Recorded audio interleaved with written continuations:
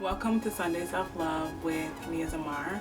I just think it's so important that we just start off our week right, and that's why I'm going to continue to do Sunday Self-Love. Like, Sunday Self-Love is a way of being like, let's check in together at the beginning of the week and see what's good and make sure that like we're really there to support each other and to really like foster this love. And like, to me, self-love and collective love are things that are happening at the same time. So it's like reminding each other, like, let's love ourselves and like let's talk about ways to do that really work for us. So I'm just really excited. Welcome back to NiaZamar Sunday Self-Love. Let's get it popping and talk about some mental health. Bear with me today. I have a little bit of a sore throat, just a little bit. But don't worry, I'm keeping hydrated. What I wanted to talk about was not just the stats. Like, stats say that 20% of Canadians will experience a mental health illness, and that's important. Like, that's a really important thing to note. How mental health is something that is experienced by everyone. So yes, 20% of Canadians may experience mental health illness, but mental health is something that is a full spectrum, and because it's a full spectrum, that means that folks are consistently experiencing variations of mental health, and so within that spectrum, it's not just like you're here or you're here. It's literally something that you can be sitting on any aspect of a spectrum at any time, and mental health is an ongoing process. And even if you might not be even if you're not diagnosed with a mental health illness, you still have mental health. There's still mental health you need to take care of.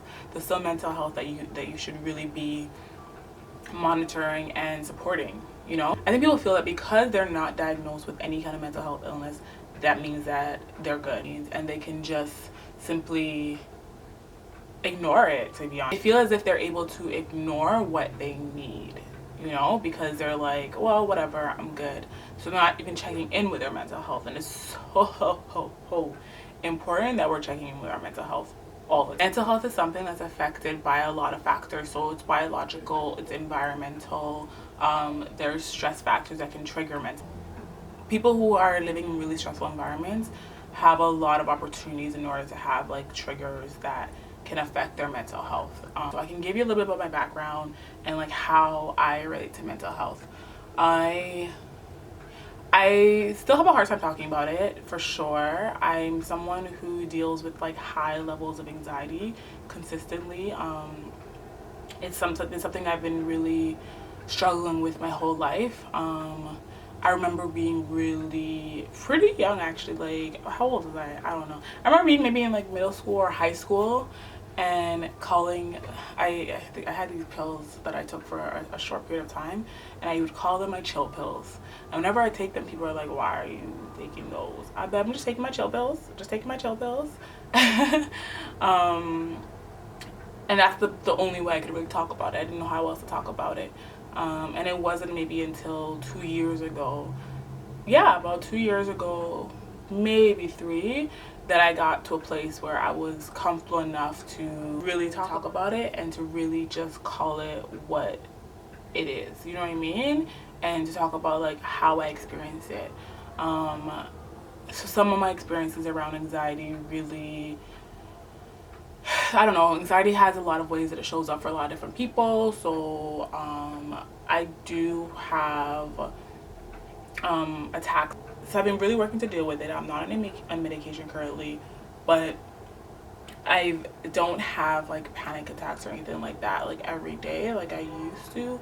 It's more of like monthly, I would say, like maybe like a few times a month, maybe, I don't know. It just depends on the month, to be honest with you. But what that looks like for me is like heart palpitations. It's like my heart beats so fast that I just can't breathe. Or like sometimes I just can't breathe. Like it's really, I don't know, I can't really explain the feeling, but I just cannot breathe. And I could just be sitting here having a conversation with you and suddenly I can't breathe, and I don't know. I don't even know how to, it's really hard for me to explain like how I feel. Like, I have so many different feelings that come along with it. Some of those feelings are more emotional feelings. So some days it makes it really difficult just to get out of bed. Like, getting out of bed is a big ass deal, y'all. It really is.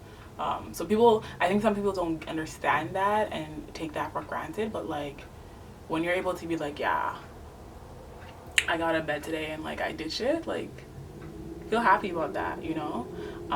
But it does make it difficult on certain days.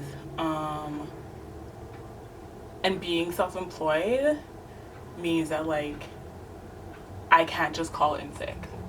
Like I have to show up. And sometimes it's really, really hard to show up, and it takes a lot out of me to show up.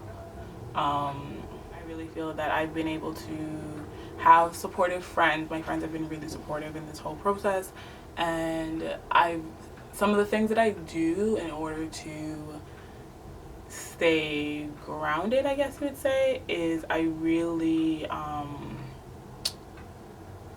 I really focus on my breathing. Breathing is so important. Like sometimes forget to breathe, and like I need to breathe. Like it helps to keep me calm. Focus on my breathing, focusing on my thought patterns, and like I really have to work hard to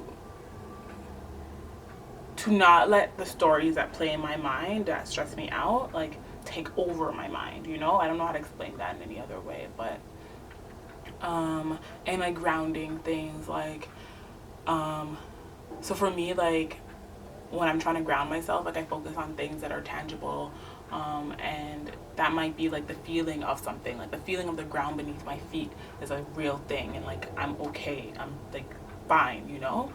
So grounding things like that, or doing other things that work for me, just doing things to take care of myself on a regular basis, you know. I think it's so important that we're all doing things. Like sometimes I, you know, burn sage, or sometimes I light candles, or sometimes I really have to like take a step back and just drink some tea and just like bring it back and take it down a notch, because of just how I have a tendency to be. I'm very like goal oriented, like I need to get this done, I need to get this done. Like my friends tell me I'm a little bit of a workaholic. That's a problem, actually. I'm not even like, I don't know what to say about that. I'm working on balance in my life, but yeah, no, for sure. I think that it's important that we find these different things. When I think about self-love, I think about how our mental health is so key to that, and like how like what things are you doing in your life? Like I'm actually really curious, like if folks could share it with me, like what do you do to stay grounded? What do you do to really take care of yourself and like support your mental health, you know? But also some things that like we don't take into consideration. Like for me, when it comes to mental health, like looking really good, it really helps my mental health. And like I talk a lot about this with my clients and stuff like that. Like I like to call it beauty therapy. And like I think we think about things on very like this fixes this kind of like perspectives. Like we only think like this is associated with this is how we're gonna do it. But I think it's important to consider how all the aspects come together. So that means in terms of like beauty therapy is that doing my makeup feels good for me. The process of it is very cathartic, or whatever the word I'm trying to say right now, for me. Like it's very much like a painting, like a painter doing a painting. Like it feels so good, it's so calming for me, you know. And like looking really good helps me feel better on the inside. Like it helps me to deal with a lot of how I started to cope with like my anxiety was about like not just like dressing. Like if I didn't feel great that day, I wouldn't just like be like, okay, whatever, I'm just gonna like dress like how I feel. I would be like, okay, I'm not feeling 100, but can I like look 100? I can, and it feels good for me to look 100, and it helps me with my anxiety when I feel better on the outside. It helps me when I'm walking about the world feeling like my most authentic self. And that's what it's about. It's not about like feeling better as in like to someone else's standards necessarily. It's about like feeling my most authentic self on my outside helps me to connect my most authentic self on my inside. Y'all hear what I'm trying to say? So the way I feel on my outside directly impacts the way I feel inside, and it makes me feel better. And I think that that's okay. Like, I think that people judge looking good and beauty as this like vain thing to do. Like, how dare you want to feel beautiful, how dare you work towards feeling beautiful. But I just don't agree with that at all. I think that beauty shows itself in multiple different ways in our lives, and one of those ways is being able to present our outer being the way that we feel authentically inside, and having those two things connect is a beautiful thing. It's a beautiful process, and there's nothing wrong with that. There's nothing wrong with deciding I want to look like this today because that's how I feel today. There's nothing wrong with that at all. And if that's what makes you feel beautiful and that's what's going to help your mental health, then go ahead, do that. Yeah, nah, for sure. For me, in terms of like thinking about like self-love, mental health is a part of that. Mental health and like really caring for your mental health and doing all the things that you need to do. So if that means that like doing your hair or your makeup is going to support your mental health, or if it means that you need to like light incense or candles, or if it means that you need to like have a counselor and talk to somebody, or if it means that like you need medication, like whatever it is, wherever you are on the spectrum of mental health, we should always be addressing our mental health. And part of our self-love and part of our care for ourselves is caring for ourselves as whole beings, caring for this outer vessel but also the inner vessel. And the inner vessel needs certain things from us for us to really be the healthiest, best version of ourselves, you know?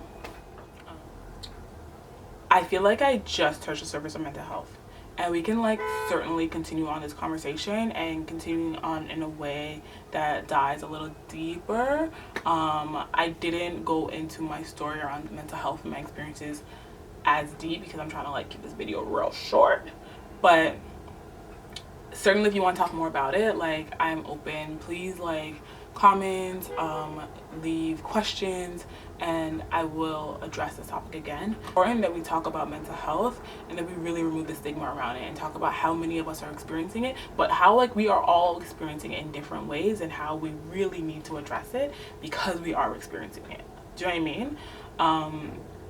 Yeah, so anywho, so challenge this week is to support your mental health, to really like take some time to figure out what you need to feel really like your most authentic self, feel good with yourself, feel at peace and calm. Like, what do you need for that? And if it's some tea, whatever it is, I don't know, but the challenge this week is to figure that out. And when you do, or if you already know, please share with me. I'm so excited to hear from you. That concludes this week's Sunday self-love. Take care, loves. I can't wait to talk to you next week. Peace.